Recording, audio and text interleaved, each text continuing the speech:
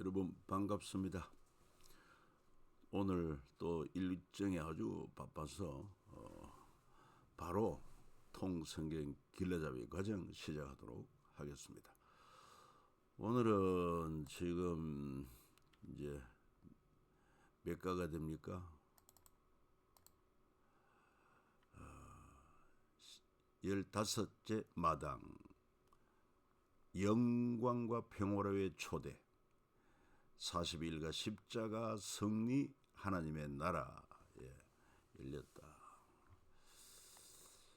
이 과정을 우리가 이제 마태, 마가, 누가, 요한 사복음서 중심으로 계약과 관계의 신비, 예수님의 십자가 곁에서 부자 요셉의 헌신, 부활의 첫 정인, 제자들을 찾아오심, 예수님의 성천과 제자들 파송, 이런 내용으로 우리가 살펴보고자 합니다. 먼저 이 십자가 네 가지 배경을 이해하면 좋겠습니다. 먼저 대제사장 세력들은 예수님의 십자가 처형을 원했습니다. 이유는 예루살렘 성전의 기득권을 계속 유지하기 위해서입니다. 진리를 위해서가 아니라 자신의 이득에 대한 기득권, 다시 말해서 자신들의 지지 기반 백성들이 예수님께 가는 것을 두려워했던 것이다. 그 다음에 두 번째 십자가 배경은 빌라도입니다. 빌라도는 예수님의 십자가 처형을 원하지 않았지만 결국 십자가 처형을 명령했습니다. 이유는 예수님에 대한 대제사장 세력들의 시기를 알았기 때문에, 그리고 예수님을 지지하는 군중 세력이 일으킬 수 있는 밀란을 원치 않았기 때문에, 그래서 결국 십자가 형을 언도하고 만 것입니다. 그로 말미암아 2000년 기독교 역사에 빌라도의 이름이 얼마나 욕되게 되었는가 하는 것을 우리가 기억해야 되겠습니다. 그리고는 세 번째, 사탄의 배우고 있습니다. 12 중 하나인 가롯인이라 부르는 유다에게 사탄이 들어가므로 예수님을 팔아버렸습니다. 그래서 십자가를 지게 되죠. 그러나 이 모든 배우에 하나님의 구원 계획이 있다는 사실입니다. 모든 인간을 구원하시려는 하나님의 경륜으로 십자가는 하늘 지성소가 된 것입니다. 히브리서 9장 12절에 오직 자기 피로 영원한 속죄를 이루어서 단번에 성소에 들어갔었다. 구약시대는요, 흠과 점 없는 짐승의 피로서 했지만 모형에 불과합니다. 오직 흠도 점도 없는 완전한 인간, 완전한 사람, 생명되는 예수님의 피로 단번에 영원 속죄를 이룬 것입니다. 얼마나 놀라운 하나님의 지혜요 능력인지 알 수가 없습니다. 자, 그리고 이제 이 십자가 상에서 주님 말씀하신 7 말씀. 첫 번째는 아버지 저들을 사하여 주옵소서. 자기들이 하는 것을 알지 못함이니이다. 그러니까 자기를 십자가에 못 박는 그들을 향하여 주님은 용서의 기도를 드렸다. 그 다음에 또한 내가 진실로 네게 이르노니 오늘 네가 나와 함께 낙원에 있으리라. 그 한편 강도를 향하여 주님이 하신 말씀이죠. 그 강도는, 한편 강도는 예수님을 욕했지만은 한편 강도는 예수여 당신의 나라에 임하실 때 나를 기억하소서. 아마 이 강도는 나쁜 짓을 하는 가운데서도 예수님에 대한 소문을 들었고, 그래서 예수님을 믿을 마음을 가졌던 것을 알 수 있는데 기회를 놓쳤습니다. 그러나 이 마지막 십자가에 처형당하는 그 순간에 어떻게 예수님이 함께 십자가에 못 박히게 되었는가. 그리고 저번에 십자가는 자기 죄 때문이 아니야, 나 같은 죄인의 죄를 대속하기 위한 그 희생인 줄 알고 예수여 당신의 날에 임하실 때 나를 기억하소서. 주님의 대답이 내가 진실로 네게 이르노니 오늘 네가 나와 함께 낙원에 있으리라. 오늘도 우리 곁을 떠나는 사람들이 많습니다. 특별히 사랑하는 지인들이나 가족들이라면 오늘 이 말씀이 위로가 되지 않겠습니까?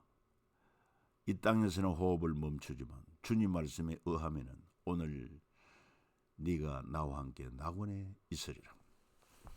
그리고 또 십자가의 세 번째 말씀, 여자여 보소서 아들이니이다. 십자가에 매달려 있으면서 아래 있는 제자 요한에게 보라 네 어머니라. 그래서 그때부터 요한이 다른 아들들보다도 오히려 예수님의 어머니 마리아를 모셨다고 하지 않습니까? 그리고 주님은 엘리 엘리 라마 사박다니, 번역하면 나의 하나님 나의 하나님 어찌하여 나를 버리셨나이까. 그런데 하나님은 결코 버리시지는 않죠. 잠시 십자가를 지게 하심으로 인간의 죄를 속죄하는 것이고, 그러고는 다시 장사의 무덤에서 부활해서 성천으로 하나님 보좌 우편에 앉게 하십니다. 내가 목마르다. 우리가 영원히 죄로 말미암아 지옥 형벌을 받아서 영원토록 목마름을 겪어야 할 우리의 형벌을 주님이 대신, 그리고는 다 이루었다. 바로 구원 사역을 다 완성했다는 것입니다. 인간의 근본 문제인 죄를 십자가에서 해결하는 것이고, 이것보다 더 위대한 일이 없습니다. 다 이루었다. 그리고는 아버지 내 영혼을 아버지 손에 부탁하나이다. 우리의 마지막 기도도 이 기도가 있어야 되지 않을까 생각합니다. 자, 그래서 예수님이 십자가 사건으로 제사장 나라 그릇, 구약의 제사장 나라 그릇이 더 큰 하나님 나라의 그릇에 담겼다, 이렇게 볼 수 있습니다. 제사장 나라 5가지, 6월절 어린 양으로 시작한 나라요, 하나님 용서가 있는 나라, 이웃 사이에 나눔과 거룩이 있는 나라, 민족 사이 평화가 있고 장제와 성전을 이끄는 나라, 이 제사장 나라가 예수님의 3가지 선언, 기록된 바 구약 39권 이루어진 것이고, 율법과 선지자의 요한까지, 그리고 다 이루었다 하는 이 선언을 통해서 구약의 제사장 나라가 더 큰 하나님의 나라에 담겼는데, 하나님의 나라는 하나님의 어린 양으로 시작한 나라. 보라 세상 죄를 지고 가는 하나님의 어린 양이다. 그러니까 인류의 죄를 대속하기 위해서는, 영원한 속죄를 위해서는 모형인 짐승이 아닌, 정말 흠도 점도 없는, 아담이 범죄하기 전에 완전한 것처럼 예수님이 완전한 사람으로, 죄 없는 사람으로 이 땅에 오셔서 인류의 죄를 대속할 하나님이 준비한 어린 양이라는 것입니다. 그리고 하나님을 아버지라 부르는 나라요, 한 영혼이 천하보다 소중한 나라요, 십자가를 통해서 완성되는 나라, 제자와 교회로 이끄는 나라, 하나님의 나라로 완성이 되는 것이다. 자, 대제사장이신 예수의 십자가는 하늘 지성소에 들어가신 것이다. 그러니까 구약의 인간 대제사장은 불완전합니다. 그렇기 때문에 하나님의 그런 특별한 은총을 통해서 대제사장 역할을 했지만은, 저들은 매번 또한 갈렸습니다. 대제사장이 한 번으로 끝나지 않고, 그러나 우리 주님은 영원한 대제사장으로 오셔서 단번에 영원한 제사를 드림으로 말미암아 인류의 죄를 대속하고 영원한 지성소에 들어가신 것입니다. 한 사람 순종함으로 많은 사람이 의인이 되리라 하신 말씀처럼 그 사건이 이루어지죠. 우리 주님은 사람 모양으로 나타나 자기를 낮추시고 죽기까지 복종하셨으니 십자가에 죽으십니다. 그래서 구약에는 아론은 1년 한 번씩 양던 뿔을 위하여 속죄해야 돼, 속죄제 피로 1년에 한 번씩 대대로 속죄할지니라. 그리고 히브리서 3장 1절에는 우리가 믿는 도리의 사도시며 대제사장이신 예수라고 말하고 있습니다. 또 그가 아들이면서 받으신 권한으로 순종함을 배워서 온전하게 되셨은즉 자기에게 순종하는 모든 자에게 영원한 구원의 근원이 되셨다. 우리도 전적으로 어떤 고난, 역경 가운데에서도 주님 앞에 순종함을 우리가 배우고 따라야 할 것입니다. 대제사장이신 예수, 완전한 대제사장, 영원한 대제사장. 예수는 우리에게 합당하니 거룩하고 악에 없고 더러움이 없고 죄인에게 떠나 계시고 하늘보다 높이 되시니라. 율법은 약점 가진 사람들을 제사장으로 세웠군요. 구약시대에 율법 위에 하신 명세의 말씀, 영원히 온전하게 되신 아들을 세우셨다. 그리고 그리스도께서는 장래 좋은 일의 대제사장으로서 손으로 짓지 아니한 곧 이 창조에 속하지 아니한 더 크고 온전한 장막으로 말미암아 하늘 지성소에 들어간 것이요. 그리고 오직 자기 피로 영원한 속죄를 이루어서 단번에 성소에 들어갔다. 영원한 속죄. 다시는 이 죄 사함을 위해서 희생 제사가 필요 없어요. 예수님이 완성한 것입니다. 그리스도께서는 참것의 그림자인 손으로 만든 성소에 들어가지 아니하시고 바로 그 하늘에 들어가사 이제 자기를 단번에 제물로 드려 죄를 없이 하시려고 세상 끝에 나타나셨다. 그러니까 손으로 만든 예루살렘 지성소는 십자가 지성소의 그림자에 불과하다. 자, 하늘 지성소 십자가는 창세전부터 계획된 하나님의 구원 계획이셨다는 것입니다. 그래서 우리 예수님이 이렇게 말씀했어요. 요한복음 17장 5절에 아버지여 창세전에 내가 아버지와 함께 가졌던 영화로서 창세전부터 하나님이 계획하신 구원 계획. 곧 창세전에 그리스도 안에서 우리를 택하사 우리로 사랑 안에서 그 앞에 거룩하고 흠이 없게 하시려 기뻐하신 뜻대로 우리를 예정하사 예수 그리스도로 말미암아 자기의 아들들이 되게 하셨다. 그러니까 우리가 구원받게 된 것도요. 이게 우연히 된 것도 아니고 창세전에 그리스도 안에서 사는 우리를 택하시고 그러니까 창세전에 하나님 아버지와 또 주님은 창세전부터 계획된 하나님의 구원. 이 참 놀라운 일이 아닐 수가 없어요. 우리 인간의 이성으로는 다 이해할 수 없습니다.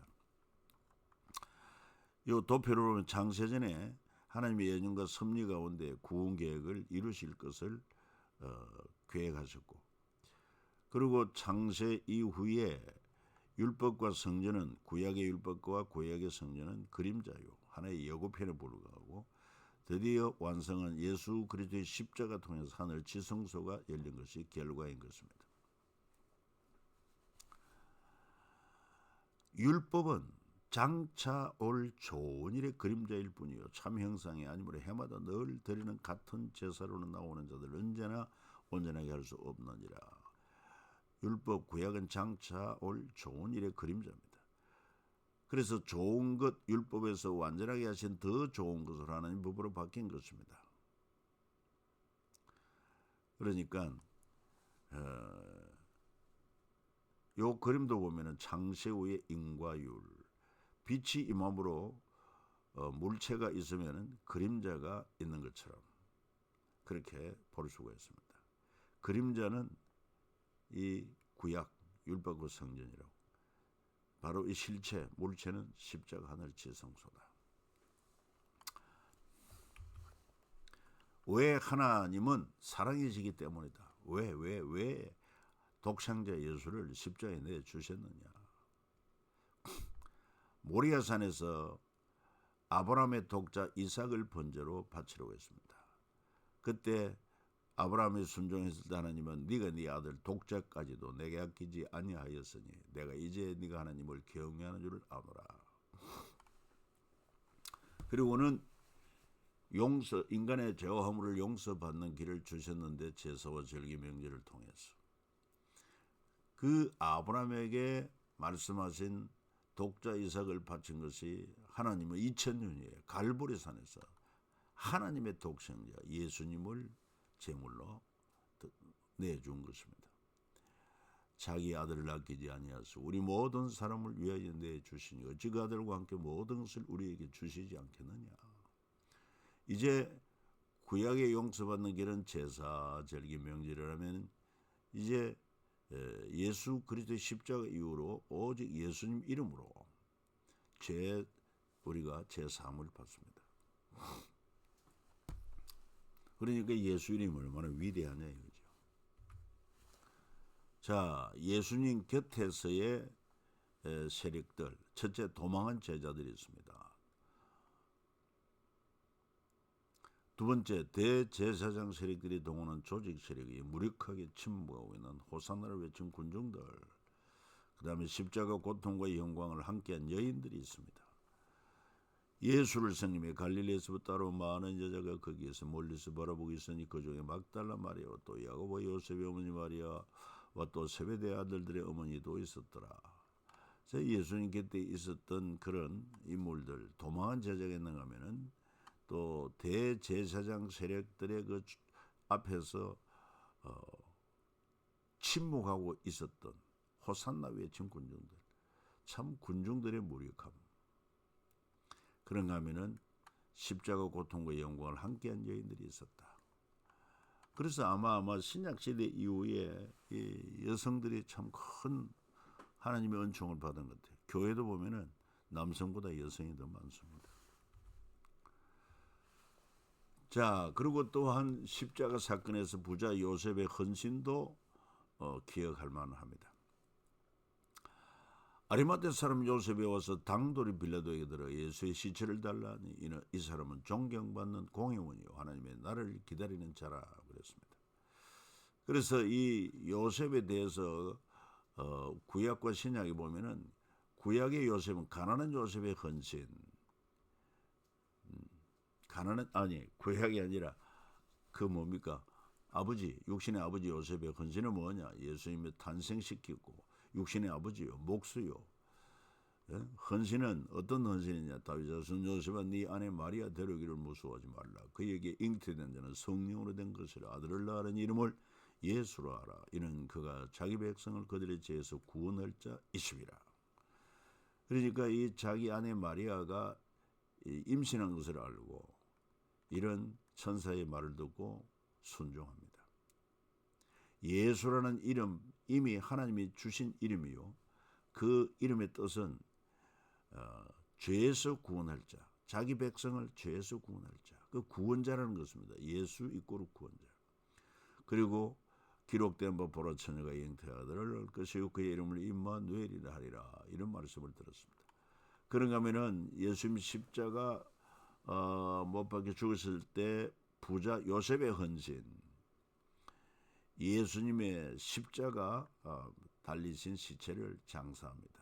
그는 예수님의 제자요 사내들인 공회원이요 아리마대 사람 요셉이라고 일컬고 있습니다.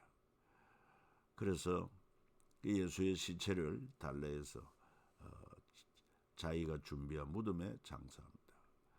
그래서 그 말씀이 이루어진 것은 그가 죽은 후에 부자와 함께 있었도다 하는 이사야 53장 9절 말씀을 이루게 된 것이다. 그리고는 이제 십자가 이후 부활의 첫 정인, 부활의 두 장면을 살펴보면 안식 후 첫날에 되는 새벽에 막달라 마리아와 다른 마리아가 무덤을 보려고 왔더니 큰 지진의 남에 주의 천사가 하늘부터 내려와 돌을 굴려내고 그 위에 앉았는데 그 형상이 번개였고 그 옷은 눈같이 희건을 지키던 자들이 그를 무서워하여 떨며 죽은 사람과 같이 되었더라. 이 부활의 첫 정인을 우리가 살펴보면은 첫째, 부활의 정인을 매수합니다. 경비병 중 며칠 성에 들어가 모든 된 일을 대제사장들에게 알리니 그들이 장로들과 함께 의논하고 군인들에게 돈을 많이 주며 너희는 말하기를 그의 제자들이 밤에 와서 우리가 잠잘 때에 그를 도둑질하여 갔다라. 만일 이 말이 총독에게 들리면 우리가 권하여 너희로 근심하지 않게 하리라 말하고 있습니다. 부활의 정인들.